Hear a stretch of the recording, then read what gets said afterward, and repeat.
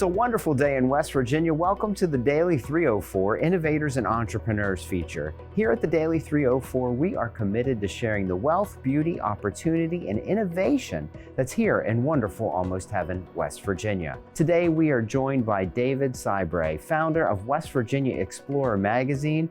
The magazine's been helping people learn about West Virginia's natural and cultural landscape since 1999, and chances are you've probably seen one of their articles on social media. David Sibray, welcome to Innovators and Entrepreneurs. It's great to see you. Hey, everybody. Thank you. Good to see you, man. Yeah, it's a great backdrop. We're in the forest today with David. You've been writing about West Virginia for more than 2 decades, David, and we've been friends for probably close to a decade. How has tourism and our offering and the outdoor economy in West Virginia changed during that time? Oh, it's constant change. I mean, it never stops. One of the things, of course, that's happened is COVID, and that changed everything because people now have discovered West Virginia. You know, it's been a spiritual change for me because for 23 years, I've had this bullhorn saying, you know, move to West Virginia, come to West Virginia, look at this leaf, look at this tree. And now that's actually happening. People from all over the United States have discovered West Virginia and they're coming here.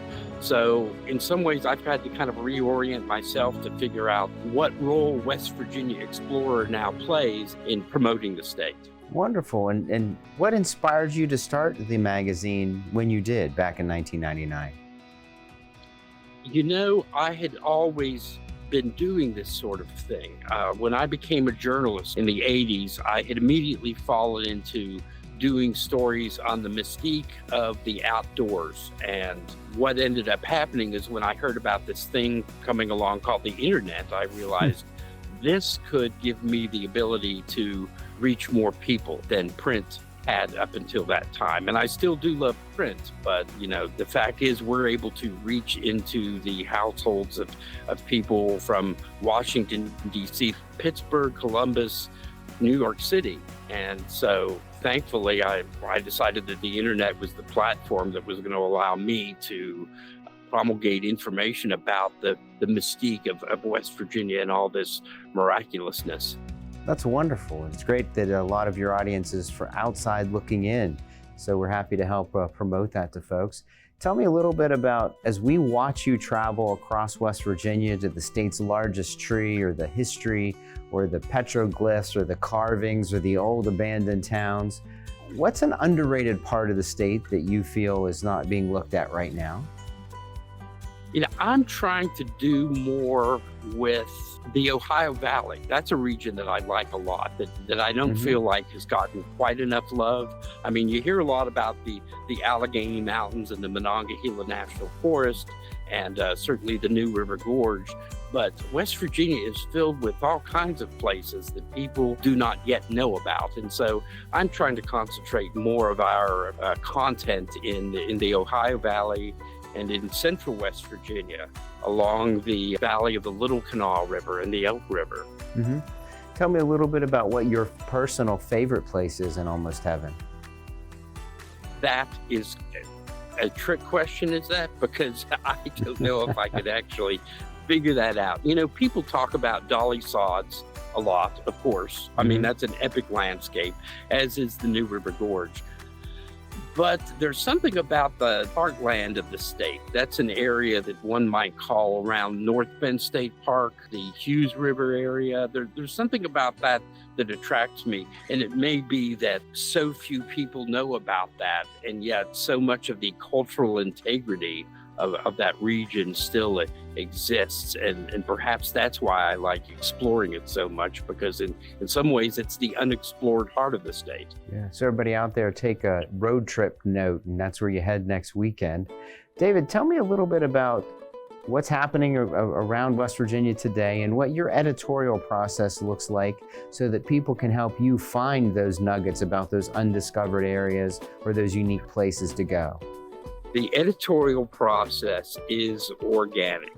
as they say. So many people call me. I field calls every single day, people asking about where things are. For instance, we had just done a story on a rock carving, a face sculpted into a cliff near Ripley. And I've had 20 or 30 calls with people wanting to know not only where it is, but also talking about other rock formations and other such folk art in other cliffs and other rocks across the state. So it's this audience interaction, which I'm trying to actually figure out how to make part of our editorial content so people can interact with us even more, because we are all West Virginia explorers. I'm not the only West Virginia explorer, but there has to be a way to harness that.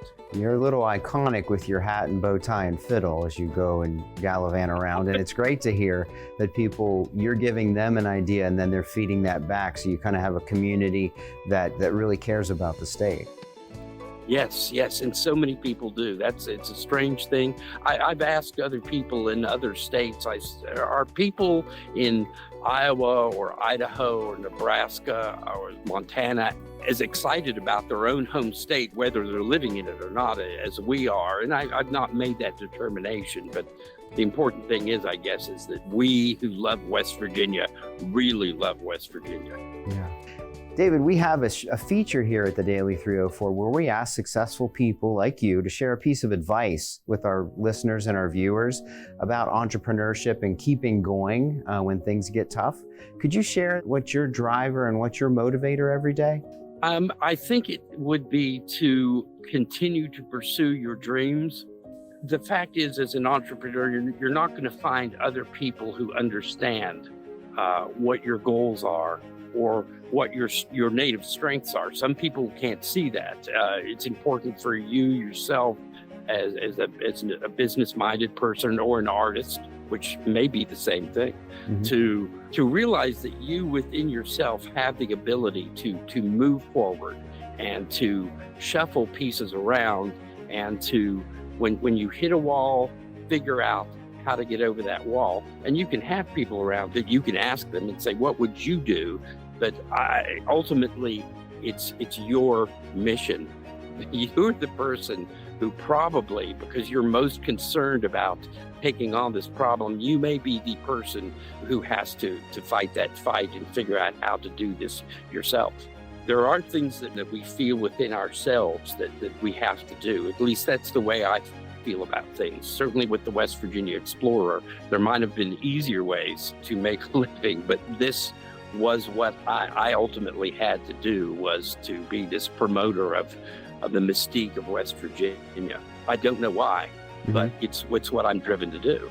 Well, we're grateful that you did. David, what's the easiest way that people can find the content and the stories and connect with you with West Virginia Explorer?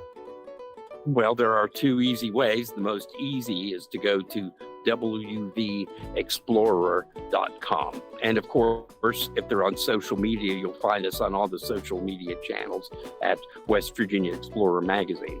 Excellent. David, thank you. I look at you as one of the original outdoor influencers, because since you started in 1999, you've been around for a while and changed with the landscape as media's changed and social media has come about. And we just really appreciate you being an advocate for Almost Heaven, West Virginia. So thank you for joining us today.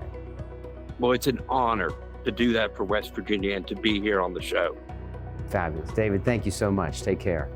And thank you for watching. Be sure to follow us on all our social media channels at The Daily 304. You can also stay up to date with all the great things happening in beautiful Almost Heaven, West Virginia by heading on over to wv.gov/daily304. And don't forget, you can get free resources for your business with many of our government services like the West Virginia SBDC, WV Business Link, and the West Virginia Department of Economic Development. We'll see you all again next time.